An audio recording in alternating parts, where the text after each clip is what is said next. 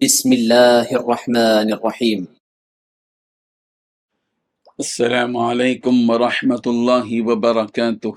إن الحمد لله نحمده ونستعينه ونستغفره ونستهديه، والصلاة والسلام على سيد المرسلين محمد وآله وصحبه أجمعين، أما بعد.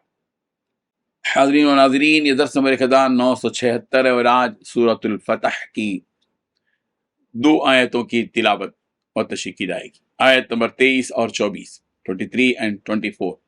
چلے سب سے پہلے ہم ان 2 آیتوں کی تلاوت کرتے ہیں، لفظی ترجمے اور ترجمے کے بعد تشریح کرتے ہیں۔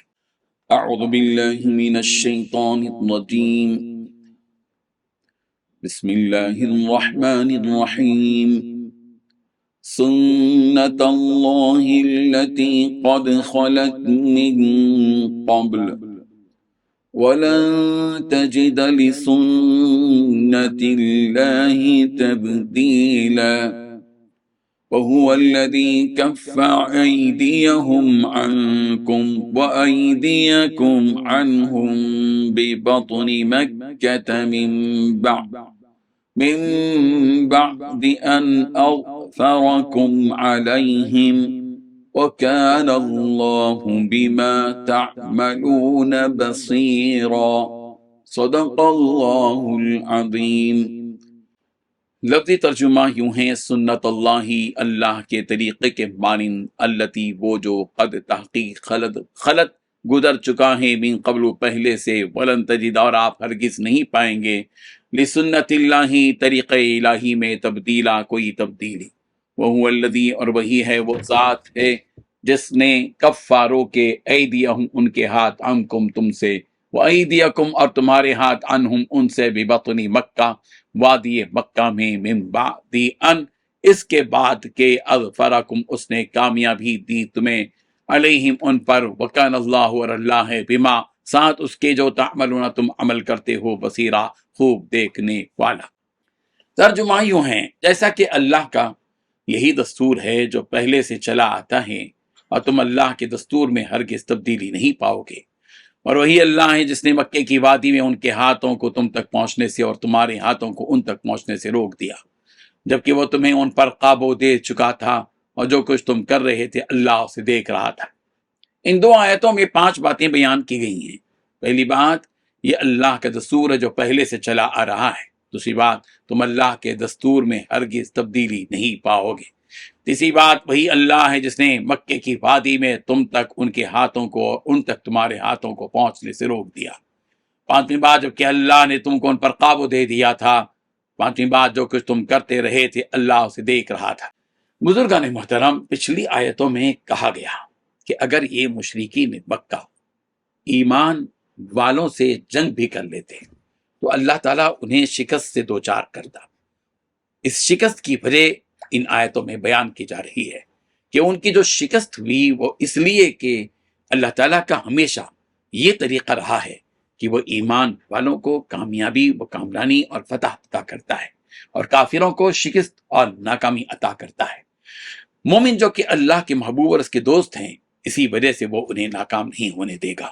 الا ان اولیاء اللہ لا خوف علیہم ولا هم یحزنون، کہ اللہ کے جو دوست ہوتے ہیں انہیں نہ تو کوئی خوف کرنے کی ضرورت ہے اور نہ ہی کوئی غم۔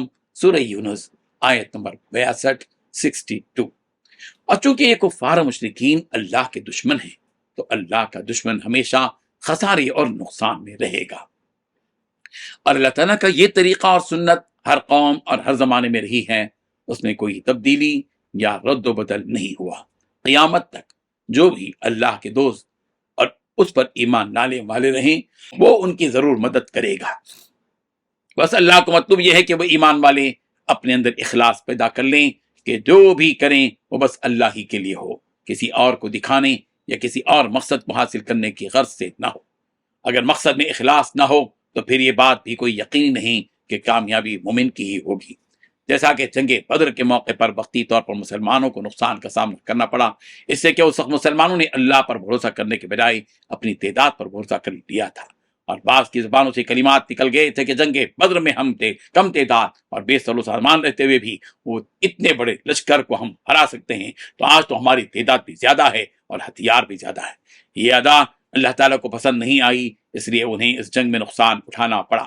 اس کے برخلاف جنگ بدر میں انہوں نے پورا کامل یقین اللہ ہی پر کیا تھا، جس کی بنا پر اللہ تعالیٰ نے اپنا وعدہ پورا فرمایا اور انہیں مثالی کامیابی عطا فرمائی۔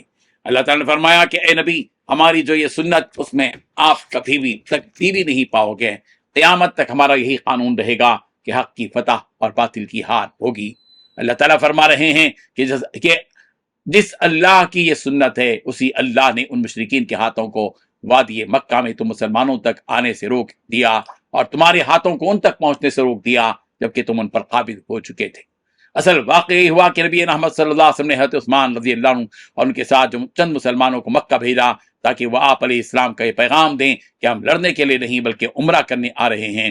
ادھر قریش مکہ نے بھی اپنے لوگوں کو بھیجا تاکہ وہ نبی صلی اللہ علیہ وسلم کو نعوذ باللہ قتل کر دیں۔ چنانچہ یہ لوگ پوری طرح ہتھیار سے لیس ہو کر جبل تنعیم سے نبی رحمت صلی اللہ علیہ وسلم تک آ پہنچے اور آپ علیہ السلام اور مسلمانوں کی غفلت کا انتظار کر رہے تھے کہ اگر ان سے کوئی غفلت ہوئی تو ہم فوراً ان پر حملہ کر کے ان کا کام تمام کر دیں گے، مگر ان کا یہ مقصد کامیاب نہ ہو سکا۔ مسلمانوں نے ان مشرکین کے 80 لوگوں کو قیدی بنا لیا مگر انہیں قتل نہیں کیا، اور ادھر قریش مکہ کو جب یہ خبر ملی کہ ان کے لوگ قیدی بنا لیے گئے ہیں تو انہوں نے بھی حضرت عثمان رضی اللہ عنہ اور آپ کے ساتھیوں کو قید کر لیا۔ ادھر اللہ تبارک و تعالیٰ نے مسلمانوں کے دلوں میں یہ خیال ڈالا کہ انہیں قتل نہ کیا جائے، اور ادھر ان کفار مکہ کے دلوں میں بھی مسلمانوں کی ہیبت بیٹھ گئی، جس کی وجہ سے ان لوگوں نے بھی حضرت عثمان رضی اللہ عنہ اور ان کے ساتھیوں کو قتل کرنے سے گریز کیا۔ اسی پس منظر میں اللہ تبارک و تعالیٰ نے یہ آیت نازل فرمائی۔ اللہ تبارک و تعالیٰ ان حقائق کو سمجھنے کی اور ان واقعات سے سبق حاصل کرنے کی توفیق عطا فرمائے۔ آمین۔ وآخر دعوانا ان الحمد للہ رب العالمین۔